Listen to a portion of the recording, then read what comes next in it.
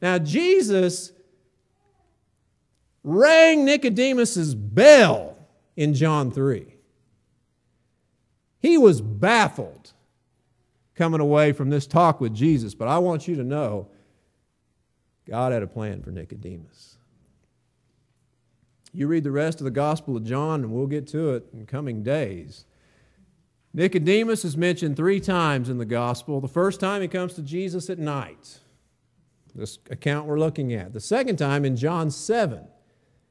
And John mentions again, Nicodemus, who came to Jesus at night, confronts the Pharisees. You remember this in John 7? They're ready to do away with Jesus, and Nicodemus says, hey, wait a second. I mean, we don't put someone to death without a trial. I mean, he deserves a trial. He's defending Jesus semi-publicly to the Sanhedrin in John chapter 7. Oh, you can see the fog starting to lift in Nicodemus.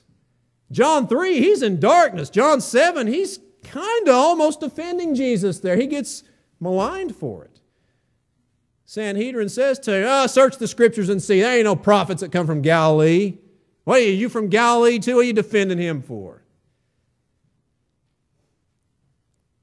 The last time you see Nicodemus is in John chapter 19. You remember this? In John chapter 19, Jesus is dead.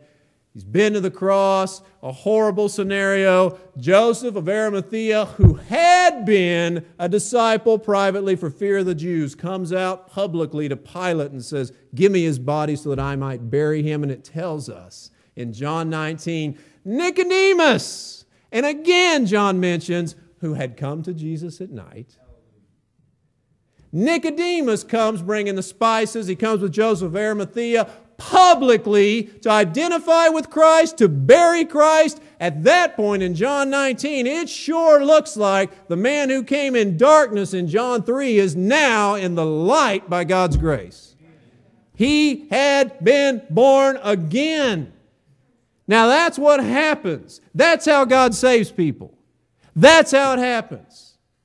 Now, it can be different time frames, it can be different conversations, it can be different preachers, all different scenarios in terms of salvation, but one thing is always the same. You've got someone in darkness who ends up in light because of God's grace in granting a new birth.